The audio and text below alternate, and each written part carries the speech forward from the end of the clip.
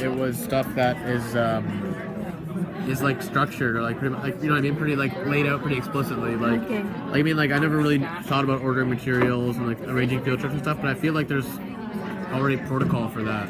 Interesting. Is there? Yeah. There is, yeah. Whereas stuff like this, it's more, you're getting into stuff that's more like unique to you, Okay. unique to your habits and like the way you are. So I thought that was stuff that it's not so much clear. And even these things here, when I put the more of the twos, that's just stuff where I feel like I know what it is. I just feel like I wouldn't know exactly how to carry it out. So you're mainly looking at organizing, like. Yeah, like I guess just like, cause I'm always like my weakness has always been like timing and kind of feeling like overwhelmed in terms of not having enough time. So I guess budgeting that time is what I'm more concerned about. It's like how you manage to do it, how it's how it's supposed to be. So that's like my main concern. Yeah. Okay. So I know that like if we just even look at like in terms of organizing your day or your week, I don't do a timetable anymore. So when you have to, I feel like you are more, the time constraint is more when you are doing things in isolation. Okay. So if you have like blocks of time, and I don't know, I mean, I'm lucky that our school allows that. Yeah. But some schools might say, oh no, you need a timetable, which means in a timetable, you will have to do your own timetable. They'll just give you your planning times. You will have to figure out what you want to teach in the time in the classroom. Okay. And so I know in the past I used to actually do a timetable. Yeah. So I would say I want to do period 1 and do math, then period 3 social studies, and period 4 whatever, right? So I used to do that, but I found that I never really was able to stick to it. Okay. Right? I mean, yeah. Yes, I've made it. It's on paper, but I never really stuck to that. Because I guess if the conversation in the morning is going, you can't just cut it. That's true. That's so like inorganic. So true. And Yeah. more and more you teach in an inquiry-based stance or a classroom, you find like when you let students take the lead, you almost have to have that piece of time that you can use as and when students need it. Right? Rather than going, oh, okay, math is over. Yeah, because then all of a sudden they'll be like, okay. And the thing is, I feel like even as a kid, when I was younger, like, and the teacher would say, okay, that's it, boom, take the next subject. Yeah. I would almost forget like my train of thought. Absolutely. I didn't have time to really wrap it up, Yeah. and digest it, and then apply it. Yeah. So I feel like when I'm in your class, I know that some things go 2-3 periods, but the kids have time to get introduced to it, work with it, work with like another version of it almost, and then wrap it up and remember and it. as a teacher, it's important too, because you kind of get more in terms of your assessment if you have larger blocks of time Yeah. rather than periods. Yeah. So what I've started to do is, and I can show you like how I manage it, but what I've started to do is have a literacy block and a numeracy block. So really every day I am not planning for social studies and art and reading and writing and math. I'm really just planning a numeracy lesson, activity, whatever. Yeah. And I'm planning a literacy lesson, activity, whatever. Okay, so you just have two designated sections of the day. Designated blocks. So I like morning that. is my numeracy, afternoon is my literacy. Yeah. So when I start to plan my first week of school, for example, I'm really looking at things that will get me to focus on literacy, for example, right?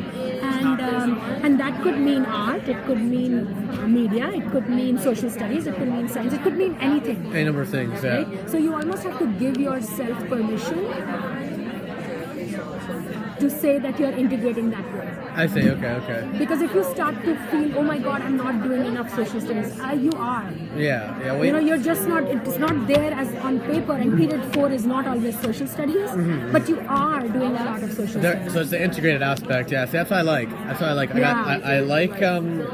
I love language. That's my main thing. It's just English and writing and reading, and I think that's the most important thing. But like, I guess, like you said, like time constraints. Yes. And it's better to have the 2 blocks rather than having to go little slivers of each one, because you barely go through it. Whereas rather than having little slivers, you take a couple out and you kind of sprinkle them all over the You're place. spreading the learning so thin when you're doing that with 1 period, 2 period. and especially in junior, because there are more interruptions in junior. Of course, yeah. You know, French every day, which they don't have in elementary. French, yeah. And a lot of the kids are involved in a lot of extracurricular I was going to say stuff. sports and stuff like that, yeah, for sure, and other like clubs. I have a couple of kids that are always eating in period 6 because they didn't get to eat in period during lunch. I see all the time, yeah. So like, you know, what do? Like if you are doing something specially for period 6, they'll never get to do it. They'll miss it. They're always eating at that time. Yeah, it's true, yeah. Oh yeah, it'll be scheduled too, so they'll have the same practice, the same, okay, true, yeah. So you might want to consider for your own, like practicing, creating a timetable that has all these subject areas first, and maybe you and I can do that together, and then see how we can now start to integrate the subject areas to have literacy and numeracy. Okay. That's one of the strategies I would share. I like that. Okay, so I'm gonna write that there. And then maybe what we can do is we can then plan a week together. Just activities, like we don't have to do it, but we can plan a week together of what that looks like when you're doing a literacy block and a numeracy block. So see how like it would address. Like what does that look like? So for example, during the day it may look like you're focusing on some reading activity under literacy, which is related to space, because that's what we are doing in science these days.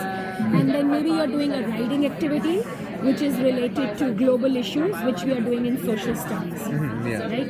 And then we're doing a numeracy, which is related to these 3 big ideas. So maybe what we can do is, and I'm thinking, I didn't write that down, but now I'm thinking we can create an organizer, which is not just day plan, but it almost is like a day plan with almost like the big ideas that you're addressing. Yeah, I see. Okay. So throughout the week, which big ideas in reading were you able to address? Which big ideas in writing were you able to address? You know, and so on and so forth. So how far ahead do you do like the week, like the current week? Like do you do it like on the weekend, or do you do it just when it comes?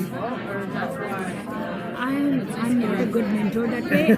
I do. There's no such thing, yeah. I do plan by the seat of my pants. Yeah. That's and I'm happy doing that. Yeah, that's fine. But I know like Nancy does, like the teaching partner, my teaching partner, she does like, she would plan like a couple of days ahead and things like that. But the other thing I'm finding, Daniel, is when you start teaching to the big ideas, there's less planning to do. Yeah. Because if I'm really looking at the big idea of how our students choosing an appropriate text form to communicate for an audience and purpose. That's my big idea for writing, for example. I see, okay. Well, the idea is big enough that I can stretch it to a week. Yeah, I don't need to do day-to-day planning anymore. Yeah, I see, okay. So you can have to talk about it for a while, and then they take the prior work back out and they work on it again.